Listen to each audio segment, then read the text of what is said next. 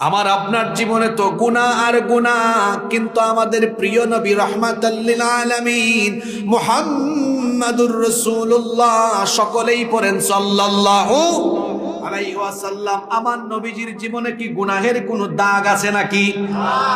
জন্ম থেকে নিয়ে ওফাত পর্যন্ত, নবুয়তের আগেও মাসুম, নবুয়তের পরেও মাসুম। আমার সেই মাসুম নবী, যার জীবনে গুনাহের দাগও নাই, যাকে আল্লাহ সবচাইতে বেশি সম্মান দিয়েছেন, মর্যাদা দিয়েছেন, সেই নবীর রাত কিভাবে কাটতো? সেই নবীর রাত কেমনে যেত? আপনারা আছেন না ঘুমাই গেছেন? আচ্ছা, নবীজির রাত কেমনে কাটতো এটা কি আমরা হুজুররা ভালো জানবো না নবীজির বউরা ভালো জানবেন? হ্যাঁ, বউরা ভালো জানবে।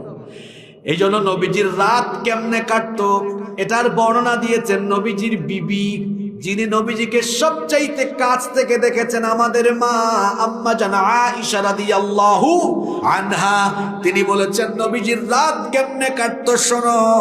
কানা ইয়াকুমু মিনাল লাইলি হাত্তা তানফাতরা কদামা। আল্লাহর নবী রাতের বেলা দাঁড়িয়ে থাকতে থাকতে তাহাজ্জুদের নামাজে দীর্ঘ সময় দাঁড়াতেন।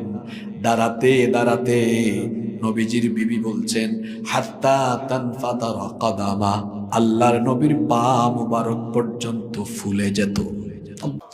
আল্লাহর নবীর পা মুবারক ফুলে যেত। এটা দেখে নবীজির বিবি আমাদের মা আম্মা জান আয়েশা রাদিয়াল্লাহু আনহা জিজ্ঞেস করলেন, লিমা তাসনাউ হাদা ইয়া রাসূলুল্লাহ। সকলেই পড়েন সাল্লাল্লাহু আলাইহি ওয়াসাল্লাম। নবী গো, এত রাত পর্যন্ত দীর্ঘ সময় দাঁড়িয়ে দাঁড়িয়ে পাগুলো ফুলে যায়, কেন আপনি এত কষ্ট করেন? আল্লাহ তো এমনি আপনাকে মর্যাদাবান বানিয়েছেন, তারপরেও কেন রাতের বেলা আপনি এত দীর্ঘ সময় আল্লাহর জন্য দাঁড়িয়ে থাকেন, আল্লাহকে সাজদা দেন?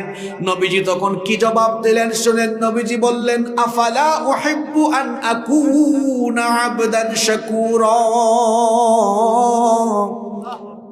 আমার স্ত্রী আয়েশা, আল্লাহ আমাকে মর্যাদা দিয়েছেন, এই অনুগ্রহ কার? তো আল্লাহ অনুগ্রহ দিয়েছেন, এটার তো শুকরগুজারি করা দরকার। আমি আল্লাহ, যে রব আমাকে এত সম্মান দিয়েছেন, যে রব আমাকে এত মর্যাদা দিয়েছেন, আমি কি সেই রবের জন্য রাতের বেলা দাঁড়িয়ে আর রাতের বেলা তাকে সাজদা দিয়ে আমি কি সেই রবের শুকরগুজার বান্দায় পরিগণিত হব না? সুবহানাল্লাহ। শুকরগুজার, আপনার তো শুকরগুজারি নাই।